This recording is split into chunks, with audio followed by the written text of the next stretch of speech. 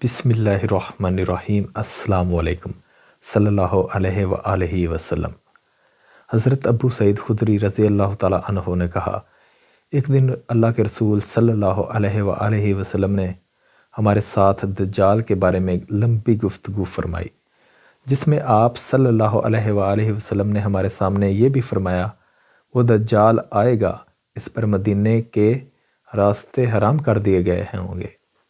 وہ مدینہ سے متصل ایک نرم شوریلی زمین تک پہنچے گا۔ اس کے پاس ایک آدمی مدینہ سے نکل کر جائے گا جو لوگوں میں سے بہترین یا فرمایا بہترین لوگوں میں سے ایک ہوگا، اور اس سے کہے گا، میں گواہی دیتا ہوں کہ تو وہی دجال ہے جس کے بارے میں رسول اللہ صلی اللہ علیہ وآلہ وسلم نے اپنی گفتگو میں ہمیں بتایا تھا۔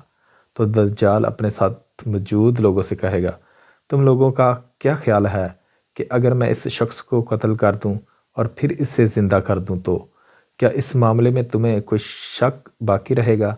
وہ کہیں گے کہ نہیں۔ وہ اس شخص کو قتل کرے گا اور دوبارہ زندہ کر دے گا۔ جب وہ اس شخص کو زندہ کرے گا تو وہ اس سے کہے گا، اللہ کی قسم، تمہارے بارے میں مجھے اب سے پہلے اس سے زیادہ بصیرت کبھی حاصل نہیں تھی۔